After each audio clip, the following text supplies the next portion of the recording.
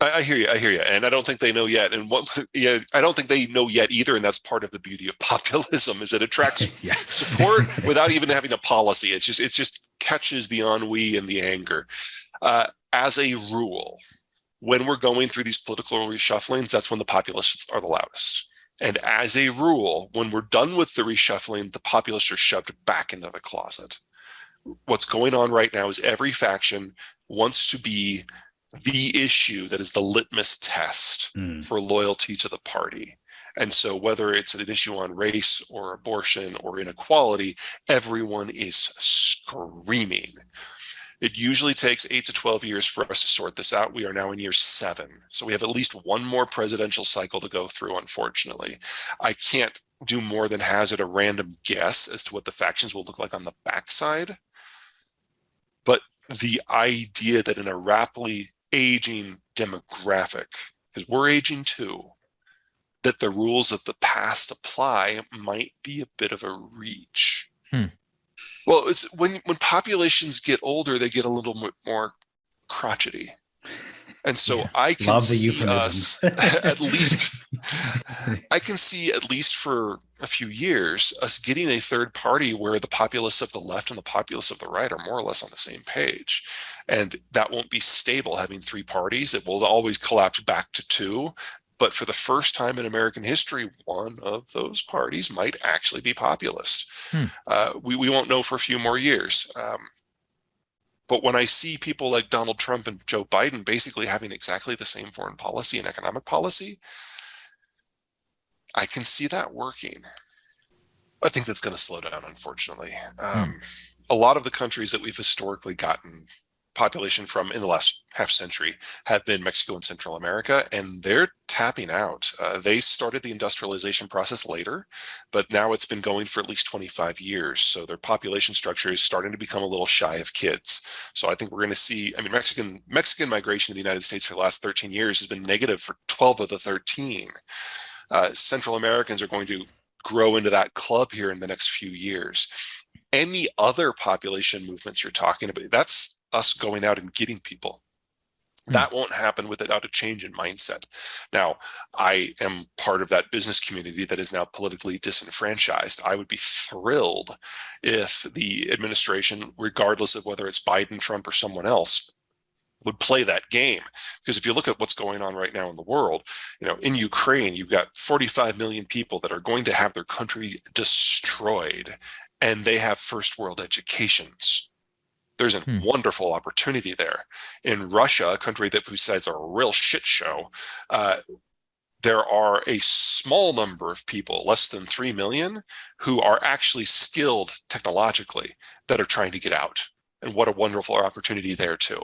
So every time a country in the wider world gets smacked up the head, there's an opportunity to go there and to basically poach.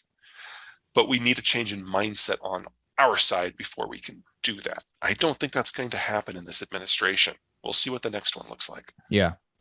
Self-sufficiency or the military reach to do it right now. It takes time to build that. And first we have to get through the dark side of this. Hmm. So first we have deglobalization. First we have the American withdrawal. First we have the Chinese collapse. And as all that is going on, new powers will rise, but not tomorrow. Probably not this decade. The ones that are most likely are Turkey, Japan, France, and Argentina. They've kind Hmm. of got the magic mix of demographic flexibility or strategic reach or an ability to interface with raw materials suppliers and markets, or maybe just have a good partnership with the United States.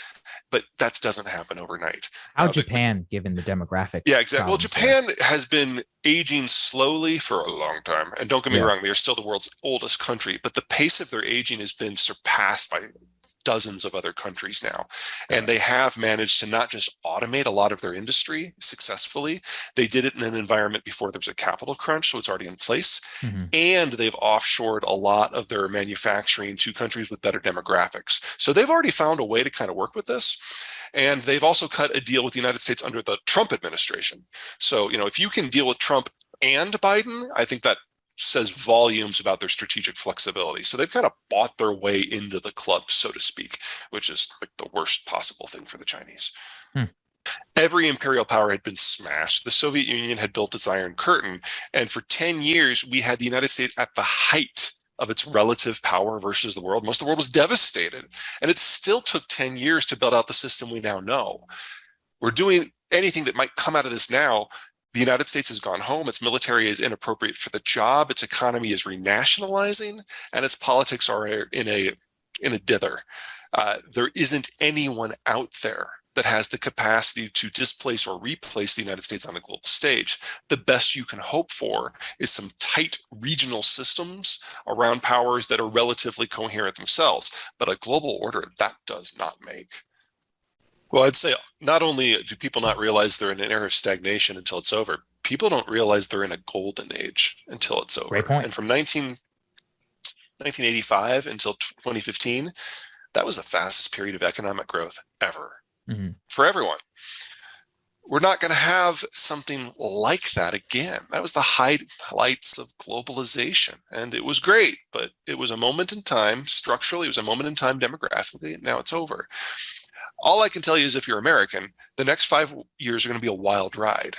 Yes, it's going to be inflationary. Yes, it's going to be probably also going to be record growth rates. It's an exciting time to be alive.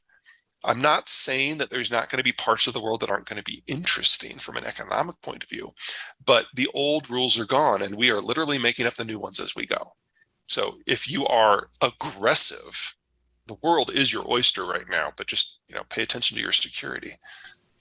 Man, I'll close with this. You just summed up the political communications problem for the Biden administration, because that clip went viral on Twitter where I think it was the press secretary was saying, but look at the job growth numbers. Right. Look at all these different economic statistics. This goes to your point about fastest growth ever. But everyone's like, yeah, but look at $5, $6 gas. These two things are happening.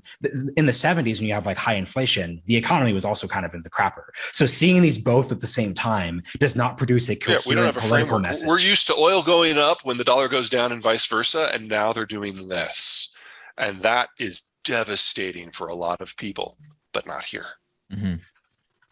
It truly one of the most searched for guests in the history of Breaking Points. Marshall, I don't know if you've taken a look at this channel's research data, but it wouldn't surprise me there as well. So congratulations for everything that you do, and I really appreciate you joining us.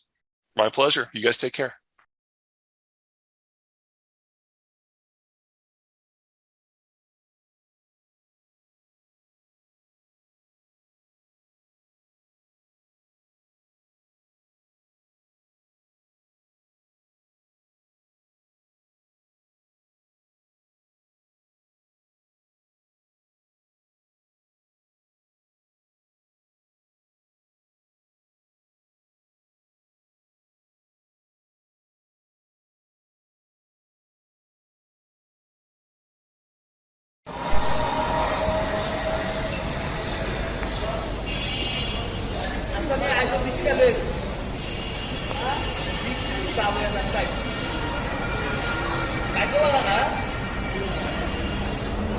Balada senior sini ya.